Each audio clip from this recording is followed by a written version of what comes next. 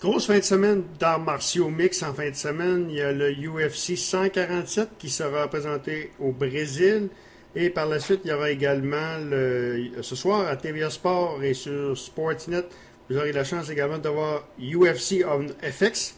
Et pour en parler, on en parle avec Claude Perron, notre spécialiste d'arts martiaux mix. Salut Claude.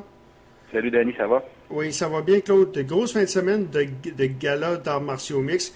Si on parlait, tu me le disais en dehors des ondes, les galas avec un numéro et les galas qui n'ont pas de numéro. D'abord, ce soir, c'est le UFC on FX, c'est UFC on Fox.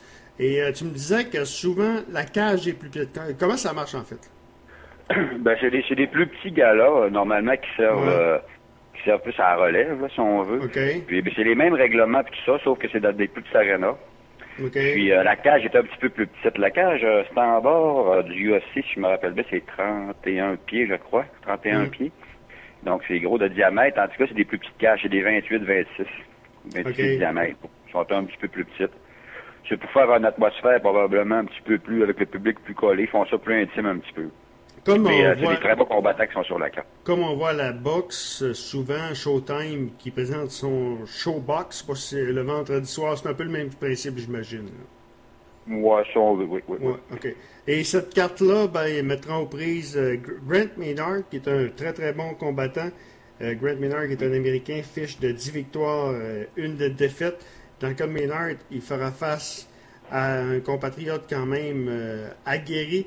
À quoi tu t'attends pour ce premier combat-là? Ah, ça va être un bon combat. On a deux. De toute façon, tous les combats de Clay Guida sont tout à fait spectaculaires. C'est un gars qui est au fond tout le long, là. Il part à la pédale au plancher, puis c'est 3 rondes de temps la pédale au plancher. C'est un bon lutteur, c'est un grinder qu'on appelle. Il va t'amener au sol, puis il va y aller là, push par push, puis il va gagner. Ça fait des combats spectaculaires aussi avec ses grands cheveux. D'ailleurs, je sais pas si tu as su, il y a eu Maynard, il a porté plainte contre la commission pour que Guida, c'est la première fois qu'ils font ça dans 40 combats qu'il y a Guida, je pense. Okay. Quelqu'un force à attacher ses cheveux. Ah oui? Ouais, il y a des grands cheveux, puis ça va dans la face. Là, l'autre, il aime pas ça, Maynard. Oui, il a fait ça pour le déconcentrer, je ne sais pas. Mais il a réussi à l'obliger à faire attacher sa crinière. Dans le cas de Guida, lui, il s'est battu contre Frankie Edgar dans l'UFC 136, lui. Ah oui, Clé, il a pas mal tout, combattu les meilleurs, là. Il y a des défaites contre Diego Sanchez, qui est très bon, contre Kenny Florian, contre Benson Anderson, ça c'était un petit peu plus, il était supposé gagner cela, mais tu sais, il a rencontré des très, très, très bons adversaires. Donc, il y a le Canadien Sam Stout de London qui, lui, remonte ce soir dans l'octogone, il fera face à Spencer Fisher. Ouais, Sam, il va de retour d'une défaite. Il a perdu une décision unanime, je pense, la dernière shot. Il va se battre contre Spencer Fisher, qui est un très bon combattant, qui s'entraîne depuis ses débuts, je pense, avec Pat Miletich, un gars qui est très, très connu là, au niveau du MMA. Il est là depuis les débuts aussi. Sam, je pense, il n'y a pas beaucoup de Canadiens sur cette carte-là. Non. Mais ça, c'est un des seuls, puis il va donner encore une fois un bon combat spectaculaire. C'est les deux gars, surtout, qui aiment ça se battre debout, ça. Fait que ça niaisera pas trop d'après moi. Ça va aller, ça va être debout puis ça va se tapocher dessus pas mal. OK.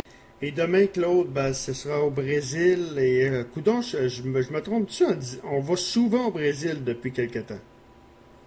Oui, le Brésil, c'est un pays que les gens aiment bien, les sports de combat, dont la MMA.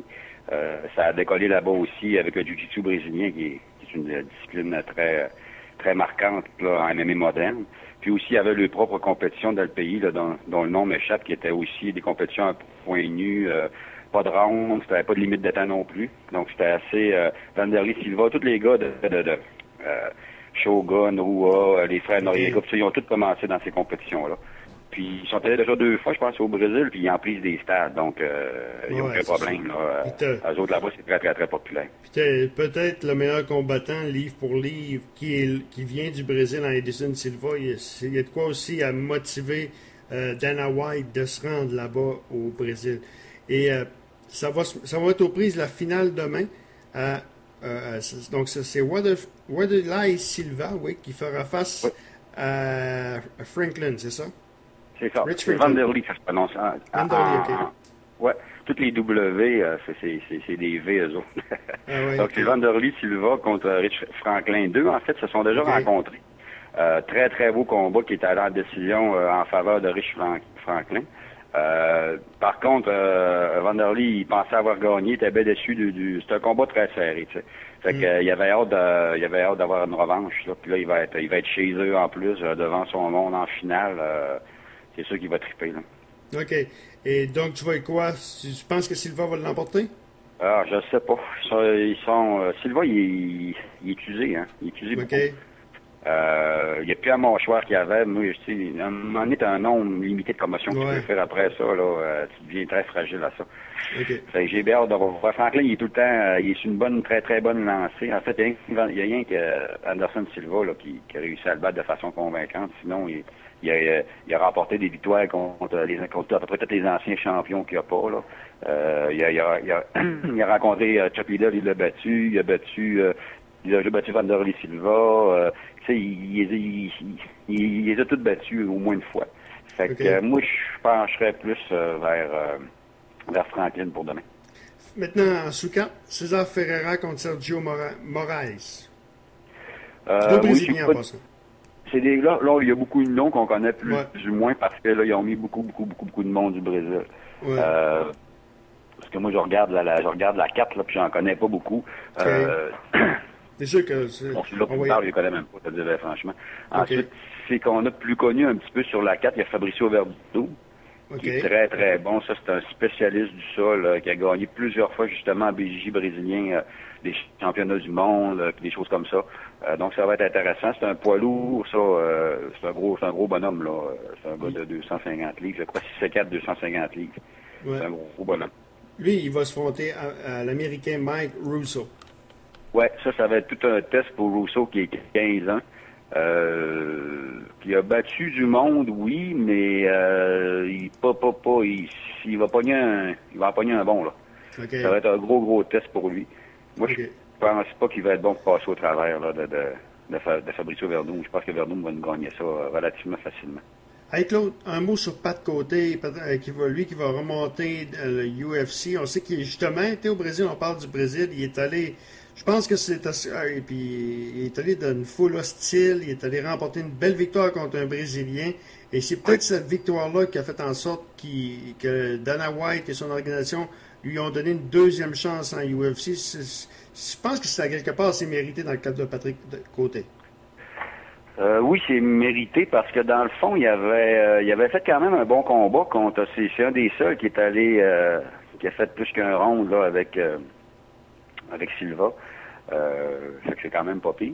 Mais moi, j'y croyais plus ou moins. J'ai pas été surpris, mais je pensais que son temps était fait, puis que la UFC avait passé à autre chose. Des fois, quand tu décides que t'es barré, t'es barré. Ouais. Mais là, non, il donne une chance parce que, comme tu as dit, il a remporté une belle victoire au Brésil, quand c'était pas chez eux, devant une foule, bon, qui compte toi et tout. Fait que, d'après moi, oui, ça a sûrement aidé, là, à son rappel, ça, je suis convaincu de ça. Puis je suis content pour lui quand même, parce que c'est un bon combattant. Puis tu me disais avant de rentrer en onde qu'il va affronter Kong Lee, puis ça, c'est dans l'UFC 148. Puis ça va être dans la portion de payant. Donc, les gens ne pourront pas voir la carte préliminaire, mais ils vont pouvoir le voir. Je pense que c'est le troisième combat du côté de la section payante du pay-per-view. Et tu me disais que contre Chunk Lee, il y a des bonnes chances de l'emporter. Oui, ça va être un bon combat. Kong Lee, c'est lui, justement, son dernier combat, il s'est battu contre Vanderlei Silva. Une défaite par KO. À coup de genou, là, assez brutal. Là. Il s'était fait ramasser, mais par contre, il avait quand même donné un bon combat. Parce que Kong Lee, c'est un spécialiste du Fanshu. C'est de la boxe chinoise. Donc, c'est des gars qui sont très forts point-pied, puis ils font des fauchages aussi. Donc, tous les coups qu'ils donnent, c'est un peu plus karaté. Donc, c'est un peu inorthodoxe, puis il a embêté bien du monde avec ce style-là. Ça va être un bon défi pour Pat, mais par contre, c'est un beau match-up. C'est deux gars qui aiment ça se taper dessus, qui aiment ça rester debout. Donc, c'est tout le temps pour les fans moyens, là, c'est tout le temps très spectaculaire. Hey, je regarde ça, là, parce qu'on va s'en parler, c'est le 7, on va se rappeler à ce moment-là, c'est le 7 juillet, donc ça approche, c'est à Las Vegas. Je regarde la carte.